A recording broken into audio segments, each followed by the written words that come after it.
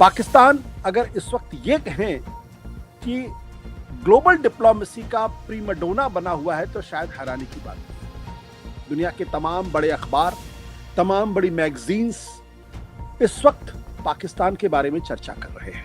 आखिर पाकिस्तान क्यों इस वक्त अंतर्राष्ट्रीय राजनयिक या इंटरनेशनल डिप्लोमेसी में इतनी महत्वपूर्ण भूमिका निभा रहा है, और क्या ये भारत के लिए एक सबक है? जहां तक उनका मिलिट्री का सवाल है तो ये तो कोल्ड वॉर के समय से ही दे वर वेरी क्लोज पार्टनर्स। चाहे वो सीआईए का हो, वहां पर गठबंधन रहा हो, पूरा अफगान वॉर के अंदर हमने देखा जब सोवियत यूनियन था तो they were very very close partners. अगर पूरे सब कॉन्टिनेंट में एक आर्मी है जिसको कोई पता है कि सीआईए और अमेरिका के साथ कैसे डील करना, तो पाकिस्तानी आर्मी है, और वो वंडरफुली इस बात भी वो डील कर रही है। जो उनका जियो स्ट्रेटेजिक जो लोकेशन है पाकिस्तान का, उसने बेहतरीन तरीके से उसका इस्तेमाल किया है। कि इतना बड़ा युद्ध हो रहा था और सारी दुनिया इसके बारे में बहुत बुरे तरीके से प्रभावित है, अभी भी प्रभावित है। ये बात सही है कि पाकिस्तान जो भी रोल कर रहा है उसके बारे में उसको प्रेज मिल रही है सारी दुनिया से। अगर हम भारत के दूसरे टीवी चैनल में जब उसके बारे में बातचीत देखते हैं तो ऐसे लगता है कि सिर्फ दो ही देश ऐसे हैं जो नहीं चाहते कि किसी किस्म की वहाँ पे जो बातचीत हो रही है वो कामयाब हो। एक इजराइल, और दूसरा ऐसा लगता है कि भारत भी चाहता है कि वहाँ की जो बातचीत शायद सफल ना हो। 2-3 सालों में पाकिस्तानी स्टेट इतना क्लोज अमेरिका के साथ अलायंस बनाने में अपना सक्षम रहा है, और डेफिनेटली इसमें कुछ क्रेडिट तो आसिम मुनीर को जाता है, जिस तरीके से उन्होंने पोस्ट ऑपरेशन सिंदूर जिस तरीके की डिप्लोमेसी की। आज एक बार फिर हम बातचीत करना चाहते हैं ईरान अमेरिका युद्ध को लेकर, लेकिन आज एक अलग डायमेंशन पर बात करना चाहते हैं। आज दरअसल हम बातचीत करना चाहते हैं पाकिस्तान को लेकर। जी हाँ, हम भारतीयों के मन में पाकिस्तान को लेकर एक पूर्वाग्रह है। हम उसको एक अलग तरीके के चश्मे से देखने की कोशिश करते हैं। पाकिस्तान इस वक्त अंतर्राष्ट्रीय सुर्खियों में छाया हुआ है। पाकिस्तान अगर इस वक्त ये कहें कि ग्लोबल डिप्लोमेसी का प्रीमडोना बना हुआ है तो शायद हैरानी की बात नहीं होगी। दुनिया के तमाम बड़े अखबार, तमाम बड़ी मैगजीन्स इस वक्त पाकिस्तान के बारे में चर्चा कर रहे हैं। पॉलिटिको एक बहुत ही मजबूत और बहुत ही गंभीर, एक तरीके से मैगजीन कह सकते हैं, ऑनलाइन मैगजीन। पूरा उन्होंने एक उनके ऊपर एक लंबा चौड़ा आर्टिकल लिखा है। सवाल सिर्फ पॉलिटिको का नहीं है, सवाल इस संदर्भ में है कि पाकिस्तान ने अमेरिका और ईरान के बीच में युद्ध विराम की कोशिश की, उनके बीच में मध्यस्थ बनने की कोशिश की, और काफी हद तक कामयाब भी रहे, क्योंकि जो पहली शांति वार्ता हुई इस्लामाबाद में हुई, जिसे अमेरिका के उपराष्ट्रपति जेडी वैंस और ईरान के स्पीकर कालिबाफ वहां पहुंचे। 21 घंटे की वार्ता हुई। हालांकि वार्ता कामयाब नहीं हुई, लेकिन अब जब हम आपसे बातचीत कर रहे हैं उस वक्त पाकिस्तान के army chief Asim Munir Iran की यात्रा पर हैं। वहां उनके स्पीकर से मिल रहे हैं, उनके विदेश मंत्री से मिल रहे हैं, और कहा यह जा रहा है दरअसल उनकी ये यात्रा एक प्रपोजल है, और उस प्रपोजल को लेकर वो ईरानियों का मूड भांपने की कोशिश कर रहे हैं, या ये कह सकते हैं कि दरअसल उनको समझाने की कोशिश कर रहे हैं। और कुछ लोगों का यह भी कहना है कि ईरान पाकिस्तान की इस भूमिका के पीछे चीन की बड़ी महत्वपूर्ण भूमिका है। लेकिन एक पहेली जो हम भारतीयों के लिए थोड़ी मुश्किल सी है, जिसका हल खोजना, वो ये कि आतंकवाद को बढ़ावा देने वाला देश आज की तारीख में वही पाकिस्तान, वो अमेरिका का भी करीबी है, और आसिम मुनीर खासतौर पर ट्रंप जिनको बहुत पसंद करते हैं, चाइना का भी करीबी है, क्योंकि चाइना को भी जो बात कहनी थी या जो मध्यस्थ की भूमिका है उसमें चीन की भी महत्वपूर्ण भूमिका है, और उसमें चीन और पाकिस्तान के बीच की जो गुत्थी है वो भी है। तो इस पर आज चर्चा करेंगे। आखिर पाकिस्तान क्यों इस वक्त अंतर्राष्ट्रीय राजनयिक या इंटरनेशनल डिप्लोमेसी में इतनी महत्वपूर्ण भूमिका निभा रहा है, और क्या ये भारत के लिए एक सबक है? क्या भारत के लिए बहुत कुछ सीखने की जरूरत है? और क्या ये भारत की एक असफलता है कि हम पाकिस्तान को अंतर्राष्ट्रीय मंच पर आतंकवादी देश नहीं साबित कर पाए? और क्या इससे हमें कुछ सबक सीख लेने की जरूरत है? ये इस गुत्थी का हल आप समझते हैं जो आसिम मुनीर ईरान गए हैं, इसको आप कैसे डिकोड करेंगे? देखिए, आसिम मुनीर ईरान गए हैं, इसको तो बहुत ही सिंपल है। पाकिस्तान ऑलरेडी इसमें एक रोल प्ले कर रहा था। वो चाइना की बैकिंग से था कि अमेरिका खुद चाहता था पाकिस्तान ये रोल प्ले करे, पर पाकिस्तान इसके बीच में था। इस्लामाबाद में ही जो पहला फेस टू फेस वॉर के बाद जो नेगोशिएशन हुआ वो इस्लामाबाद में हुआ, और उसमें भी आसिम मुनीर का एक रोल था, क्योंकि पाकिस्तानी मिलिट्री के साथ अमेरिका का बहुत गहरा संबंध बहुत पहले से है। तो जो भी आसिम मुनीर ईरान करने गए हैं, मतलब उसको कोई छुपी हुई बात नहीं है। वो इस वॉर को लेकर के जो डील नहीं हुई है उसको आगे बढ़ाने के लिए जो वार्ता की आवश्यकता है वही करने गए हैं। और उसमें डेफिनेटली कोई अमेरिकन प्रपोजल होगा, डेफिनेटली कोई चाइना की बातें होंगी, और वो प्रयास ये करेंगे कि किसी तरीके से इसका समाधान निकले। और कुछ ऐसी चीजें जिसपे कि ईरान थोड़ा अडिग है, नहीं मानने को तैयार था, क्योंकि डील इसीलिए विफल हो गई, अन्यथा डील तो हो जाती। जेडी वैंस भी कह रहे थे कि कोई ब्रेक थ्रू है, कोई ब्रेक डाउन नहीं है, लेकिन आगे बात जारी रहेगी। तो मेरे ख्याल से वो यही करने गए हैं। पर आप जो कह रहे हैं, इससे पाकिस्तान का एक डिप्लोमेटिक कद में जो खासकर कि जिस तरीके से प्री तालिबान, जब तालिबान 2021 में जब आया, उसके पहले जो पाकिस्तान की हालत थी आतंकवाद को लेकर के वेस्टर्न वर्ल्ड में खासकर की, उसमें डिप्लोमेटिकली अलग थलग था, उसके ऊपर काफी सारे सैंक्शंस भी थे।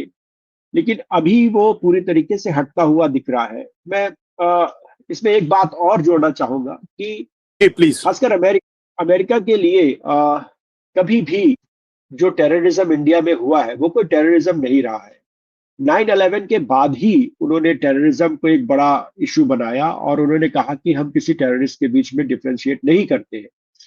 और जो पाकिस्तान को लेके उनकी जो क्रिटिकल कमेंट्स थे, चाहे वो आप देखिए ट्रम्प के पहले टर्म में रहा हो, या हिलरी क्लिंटन ने वहां जाके बड़े कड़े बयान दिए थे, पाकिस्तान के अंदर खुद बड़े कड़े बयान दिए थे, या जो ओबामा के समय में कड़े बयान अमेरिकन एडमिनिस्ट्रेशन की तरफ से थे।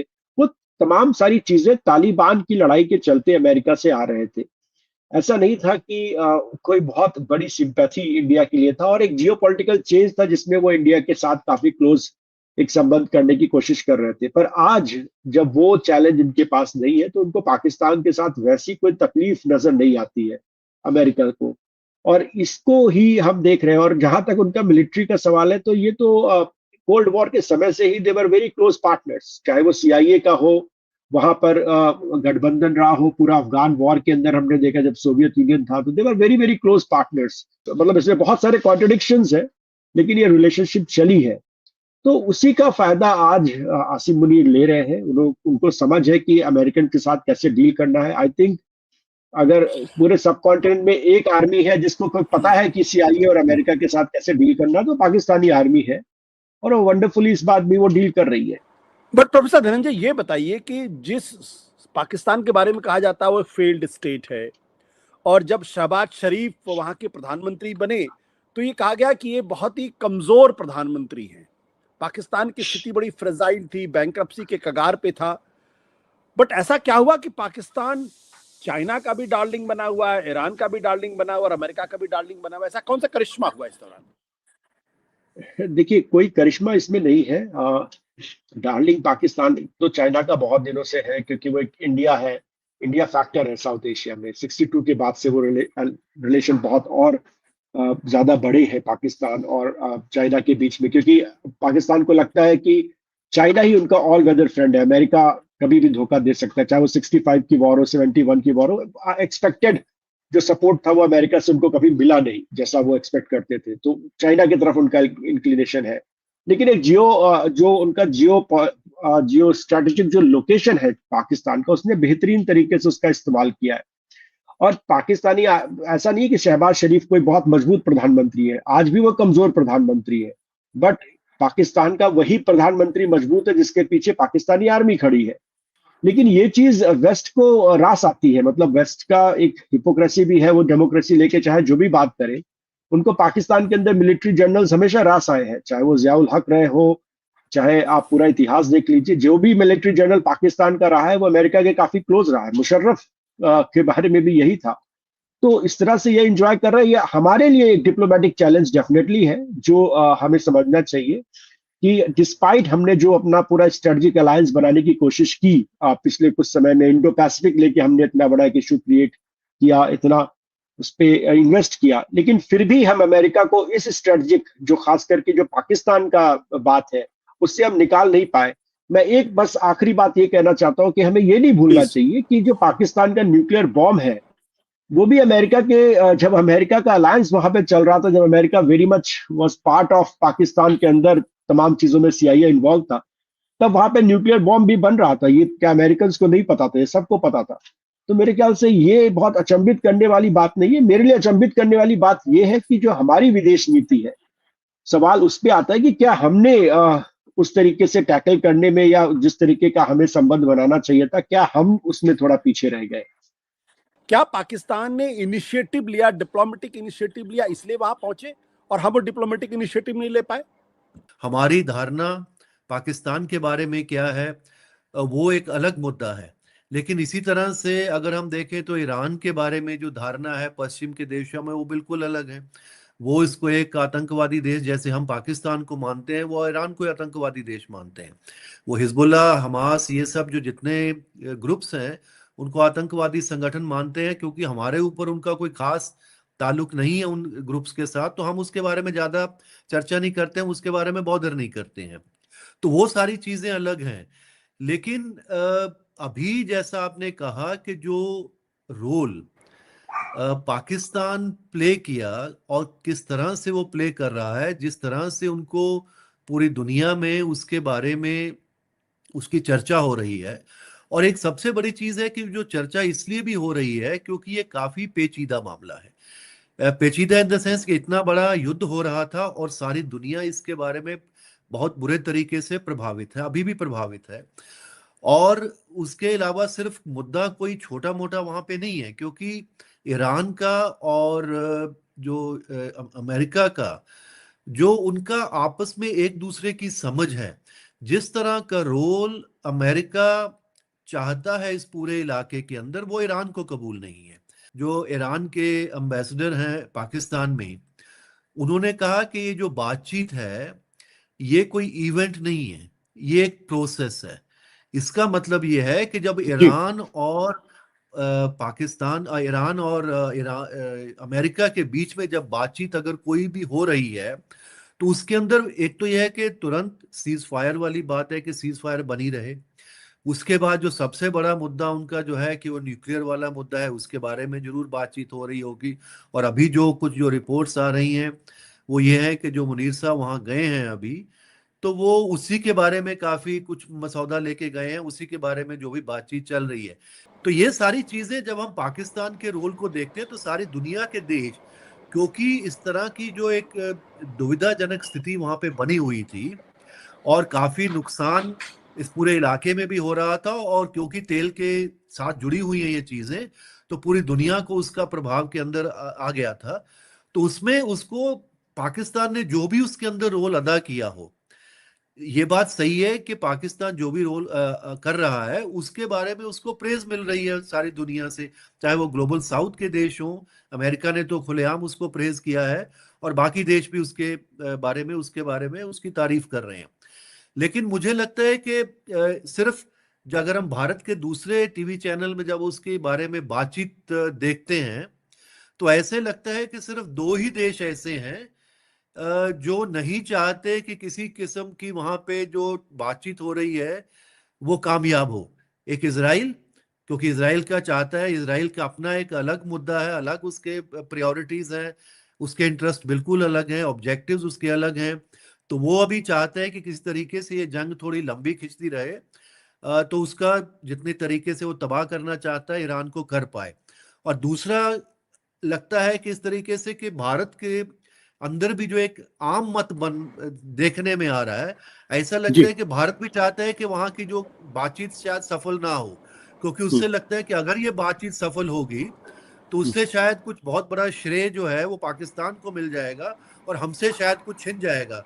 हालांकि बात बिल्कुल अलग है। बात यह है क्योंकि सबसे बड़ा देश जो कोई सबसे बड़ा प्रभावित देश जो है वो भारत है जी। इस पूरे इलाके में। पाकिस्तान वो देश है जिसने जब अमेरिका ने ईरान पर हमला किया, बमबारी की, उनके ऊपर मिसाइल दागे, तो पाकिस्तान ने उसकी आलोचना की। उसके बावजूद भी अमेरिका पाकिस्तान को रीच आउट करके ईरान से रीच आउट करने की बात कर रहा है।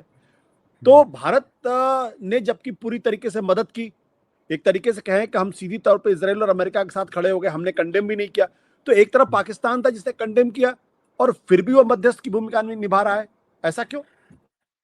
यही तो उनके क्योंकि इसका मतलब ये है क्योंकि जब जो बात सही टाइमिंग पे जो भी करनी चाहिए थी, शायद उन्होंने उसकी टाइमिंग बिल्कुल सही रखी।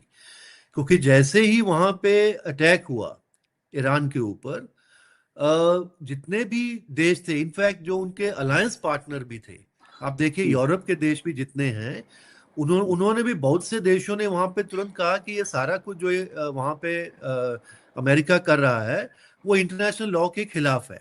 और अभी हम ये देखें कि जैसे ऑपरेशन सिंदूर के बाद, तो ऑपरेशन सिंदूर के बाद हुआ ये कि हमारे जो संबंध हैं, जैसा भी हमने उसको डील किया अमेरिका के साथ, हमारे संबंध उसके बाद काफी उसके अंदर खटास आ गई।